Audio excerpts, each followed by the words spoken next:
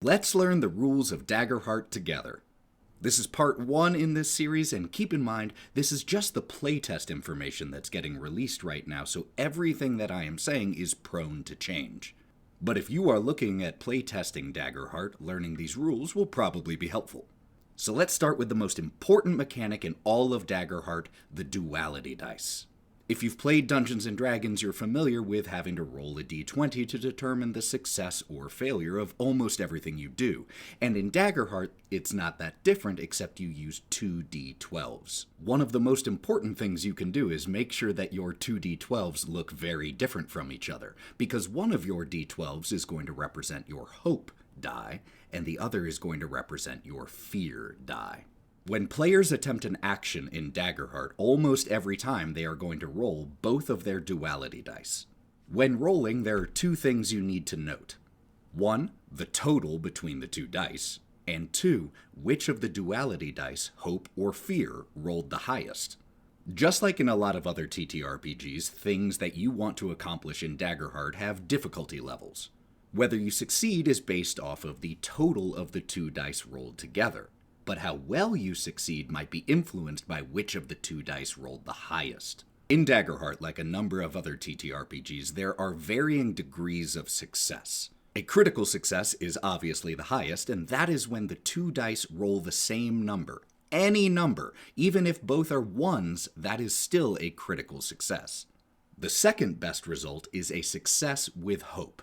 What that means is the total of the two dice was high enough to succeed, and the hope die rolled the highest of the two.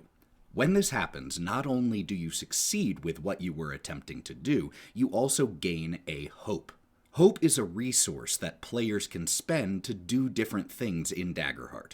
Hope can be used to help an ally, utilize an experience, or activate a specific hope feature. Each player can only have up to 5 hope at a given time, so spend those hope.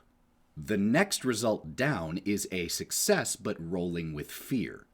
That happens when the total rolled between the two d12s is high enough to succeed, but the fear die rolled the highest.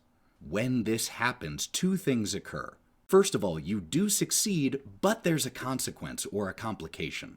For example, let's say you were trying to pick a lock. If you rolled a success with fear, you likely succeeded on picking the lock, but maybe you made a lot of noise and alerted some of the guards.